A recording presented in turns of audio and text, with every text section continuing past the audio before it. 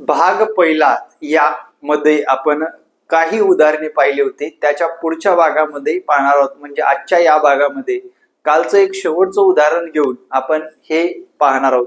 HP academy YouTube चॅनलवर तुमचे स्वागत आहे. आपली भोसरी पुणे या ठिकाणी अकॅडमी आहे. नवीन बॅच चालू आहे मित्रांनो, नक्की विजिट करा. 120 दिवसाच्या बॅच मध्ये तुम्हाला वर्दी घालून देण्याचं स्वप्न आपण पाहतोय.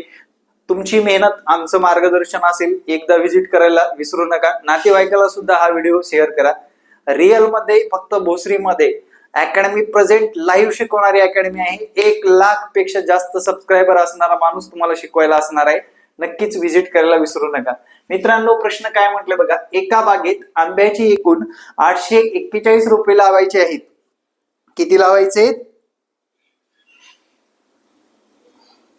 841 रोपे लावायची आहे. 841 रोपे लावायची आहेत. जेवढ्या रांग आहेत तेवढ्याच आंब्याची रोपे प्रत्येक रांगेत लावायची असल्यास प्रत्येक रांगेत किती रोपे लावता येतील? प्रत्येक रांगेत किती रोपे लावता येतील? तर प्रत्येक रांगा, आता जेवढ्या रांगा आहेत तेवढेच रोपे आहेत म्हटल्यानंतर दिलेली संख्या ही कुठल्या ना कुठल्या संख्येची वर्ग संख्या असते. लक्षात घ्या मित्रांनो. आता जर तुम्हाला या ऑप्शन कडे पाहिलं तर लक्षात येईल, आता याचा एकक स्थानी 4 येईल. 16चा वर्ग 256 6 येईल. एकक स्थानी 6 येईल. याच्या एकक स्थानी 9 येईल. याच्या एकक स्थानी 1 येईल. याच्या एकक स्थानी 1 येईल. आता प्रत्येक विद्यार्थ्याला एक कळून चुकलं पाहिजे. लक्षात घ्या, ट्रिक्स कशी वापरायची. अरे 841 कोणत्या संख्येचा वर्ग? अरे तुला 25चा वर्ग कसा काढायचा ते पण सांगतो. ज्या संख्येच्या एकक स्थानी 0 असतं ते पण सांगतो. लक्ष दे इकडे. 25चा वर्ग बघा. 25चा वर्ग काढत असताना काय करायचं? ज्या संख्येच्या एकक स्थानी 5 आहे ना, असं 25 लिहून टाका. काय करा? 25. 2 नंतरची 3 संख्या, या दोघांचा गुणाकार करा आणि इथे लिहून टाका. 25चा वर्ग 625. किती आला? 625. आता 30चा वर्ग किती रे? कमेंट करायला विसरू नको. 30चा वर्ग किती? 30चा वर्ग तुम्हाला कमेंट करायचे 900. हे तर माहित आहे. या दोघांच्या मधली संख्या आहे 841 म्हटल्यानंतर मित्रांनो एक तर 29चाच वर्ग असणार आहे. म्हणून या प्रश्नाचं उत्तर आहे सी नंबर. तर प्रत्येक रांगेमध्ये रांगेच्या संख्येनुसार 29 झाडे लावावी लागतील. या प्रश्नाचं उत्तर एवढं सोपं होतं मित्रांनो. अगदीच काही सेकंदामध्ये या प्रश्नाचं उत्तर आपल्याला गोल करता येतं, पण ट्रिक्स माहित असणं आवश्यक आहे. ठीक आहे, चला नेक्स्ट घ्या. 5 मीटर लांब 3 मीटर रुंद असलेल्या खोलीला फरशी बसवायची आहे. त्यासाठी 25 सेंटीमीटर बाजू असलेल्या चौरस आकृती किती फरशा लागतील? 25 सेंटीमीटर बाजू असलेल्या चौरस आकृती किती फरशा लागतील? आता गणितातल्या अडाण्यातल्या माणसाला, अरे माझा व्हिडिओ घरचे पालक बघतात, त्याच्यानंतरच त्याच्या विद्यार्थ्यांना सांगतात, अरे हे मास्तर काहीतरी वेगळं शिकवतंय आणि स्लो शिकवतंय, व्यवस्थित शिकवतंय, याच्या अकॅडमीला गेलं पाहिजे. महाराष्ट्रातून कोण येतात मित्रांनो? अख्ख्या महाराष्ट्रामध्ये जेवढे शक्य आहे तेवढे विद्यार्थी मी जवळचे जोगोळा करतो. आणि लहान मुलं असतात, खाण्यापिण्याचे वांदे व्हायला नको यासाठी आपण युट्यूब चॅनलवर सुद्धा शिकवत असतो, मार्गदर्शन करत असतो. 5 मीटर लांब व 3 मीटर रुंद असलेल्या खोलीला फरशी बसवायची आहे. त्यासाठी 25 सेंटीमीटर बाजू असलेल्या चौरस आकृती किती फरशा लागतील? आता मित्रांनो 5 मीटर लांब, 5 मीटर म्हणजेच 500 सेंटीमीटर इंटू 3 मीटर लांब 300 मीटर भागिले 25 इंटू 25. आता याच्या फरशा काढून घ्यायचंय आपल्याला. हे पहा, 25 एक 25, 25 दोन्ही 50, 0.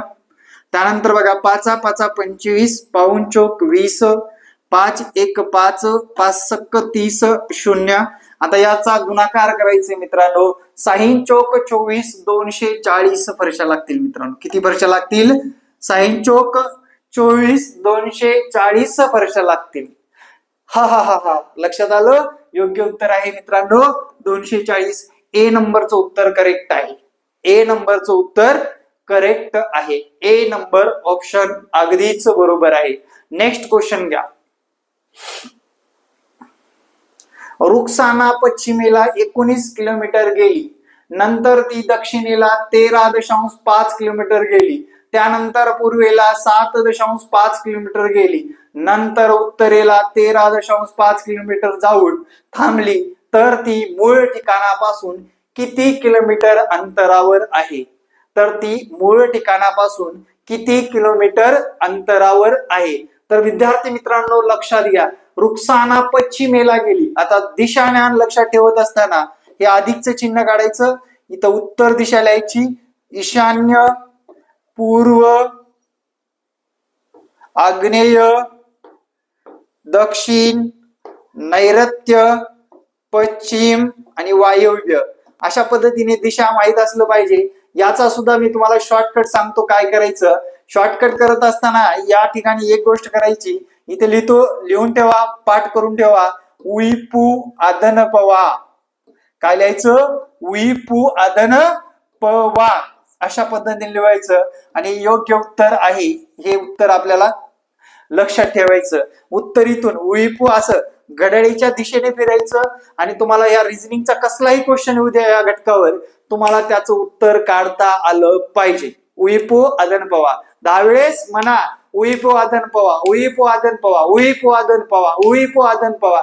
आणि लक्षात ठेवा, लक्षात ठेवा, लक्षात ठेवा. ओके, लक्षात राहणारच पोरांच्या, पोरं हुशार आहे. खोटं बोलायचं नाही, कॉपी करायची नाही. हॉटेल कमेंट मध्ये बागेसरी. चला असो.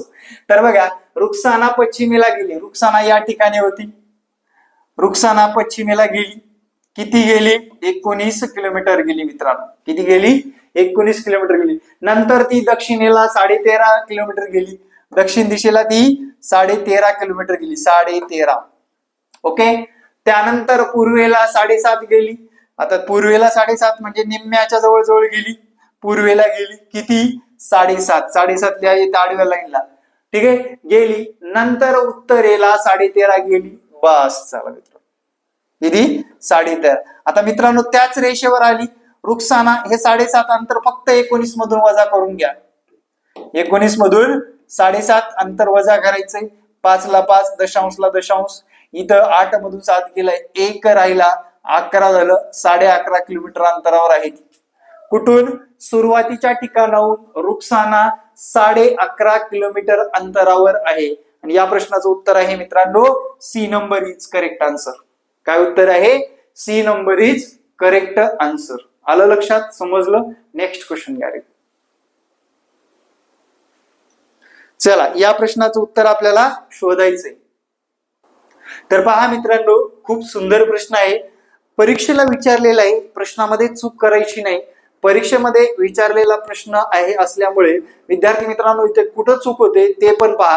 आता प्रश्नामध्ये काय विचारले बघा, मलखांब पट्टू मलखांबावरील प्रत्येक उडी 3 फूट वर जातो व प्रत्येक उडीला 1 फूट खाली घसरतो, तर 5 उड्यामध्ये तो किती फूट वर जाईल? 3 जातो, 1 फूट खाली येतो, म्हणजे 2 फूटच वर जातोय. लक्षात घ्या, बरोबर? 2 फूटच वर जातो. आता मलखांब पट्टू काय करतोय? 3 फूट उडी मारली, 3 फूट उडी मारली, 1 फूट मागे आला, परत 3 फूट मारली, त्यातून 1 फूट परत मागे आला. बघा मित्रांनो, आता लक्षात घ्या. आता मी ऍक्टिंग करून दाखवण्याचं एकच कारण, असा प्रश्न आल्यानंतर तुमच्याकडून मिस झाला नाही पाहिजे. ठीक आहे, 3 फूट गेला, 1 फूट खाली आला, म्हणजेच मित्रांनो त्यांनी 5 उड्या मारल्यात, 1 फूट खाली येतोय प्रत्येक वेळेस. 5 × 2 बरोबर 5 दुनी 10. 10 हे उत्तर करेक्ट आहे. याला एक ऑप्शन आहे मित्रांनो, याला एक ऑप्शन मध्ये गणित आहे.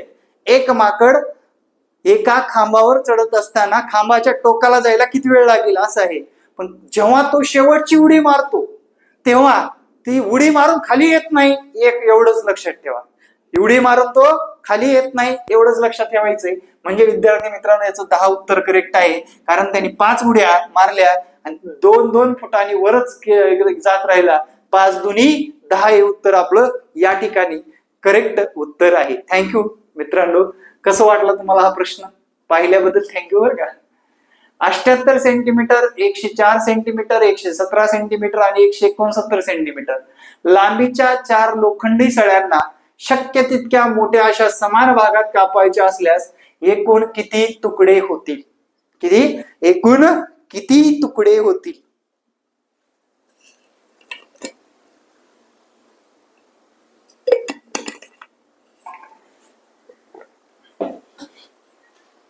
एकूण किती तुकडे होतील? आता मित्रांनो समान पातळीच्या कापायची 78, 104 आणि 117. सरळ यांचा काय करायचा? मसावी काढायचा मित्रांनो. काय करायचा? मसावी काढून घ्यायचा. आता मसावी 13 संग 78, 13 संग 78, 13 आठी चारोदर्शी, 13 नव सत्रोदर्शी आणि पुढे काय रे? 169 एक आहे का? 13 एक 13, 13 त्रिक 39 झालं. बघा इथे 8 आणि 6 14, 14 आणि 9, 14 आणि 9 23, 23 आणि 3 23 आणि 3 26 आणि 10 36. तर एकूण त्या सळईचे समान पातळीचे 36 तुकडे होतील. समान पातळीचे 36 तुकडे होतील. कारण आता 13 ने का भागलं? कारण त्याचा मसावी हा 13 येतो. कारण 13च्या पाड्यामध्ये 78 आहे. 13 संग 78, 13 सत्ती, 13 आठी चारोदर्शे, 13 नव सत्रोदर्शे या संख्येला सुद्धा 13 ने भाग जातो. म्हणजे 78 मध्ये 6 झाले, 104 मध्ये 8 झाले, 117 मध्ये 9 झाले आणि 169 मध्ये 13 झाले आणि एकूण टोटल जर विचारात घेतले हे 36 तुकडे समान लांबीचे आपल्याला मिळवता येणार आहेत. ठीक आहे, योग्य उत्तर आहे 36. B number is correct answer. Next question घ्या. आता विद्यार्थी मित्रांनो ठरल्याप्रमाणे बोट व प्रवाहाचा क्वेश्चन आपण उद्याच्या सेशनला, जे की आपलं याच टायमिंगला तुमच्याकडे प्ले होईल, त्या सेशनला आपण या प्रश्नाचं उत्तर देणार आहोत. प्रश्न वाचून घ्या आणि सबस्क्राईब करायला विसरू नका. एका बोटीच्या नदीतून प्रवास करताना प्रवाहाच्या दिशेचा वेग 25 किलोमीटर तास असून तिच्या प्रवाहाच्या विरुद्ध दिशेने चा वेग 17 किलोमीटर तास आहे. तर नदीच्या प्रवाहाचा वेग किती? नदीच्या प्रवाहाचा वेग किती? जाता जाता एकच सांगेल मित्रांनो, आपल्या या संपर्क क्रमांकावर संपर्क साधून आमच्या ऑफलाईन अकॅडमीला भेट द्यायला विसरू नका. यापेक्षा सुंदर व तुमच्या वर्दीचे स्वप्न साकार करणारी भोसरी पुणे या ठिकाणी असलेली आपली जे की ऑफलाईन बॅच चालू आहे सध्या. आणि आगामी पोलीस भरतीमध्ये जे विद्यार्थी आपल्या एरियामध्ये राहतात व तयारी करतात त्यांच्यासाठी फ्री मध्ये टेस्ट सुद्धा अवेलेबल आहेत. एकदा नक्की विजिट करायला विसरू नका. आणि सरळ सेवेच्या बॅच सुद्धा आपल्याकडे उपलब्ध आहेत. नक्कीच विजिट, लाईक, सबस्क्राईब आणि मित्राला, प्रेमळ व्यक्तीला, प्रियसीला, प्रियकराला नक्की आपला व्हिडिओ शेअर करा. त्याच्याही सुद्धा 1-2 मार्काने राहत असेल तर तो नक्कीच त्या व्हिडिओच्या माध्यमातून आपल्या माध्यमातून तो मार्क मिळवू शकेल. धन्यवाद मित्रांनो.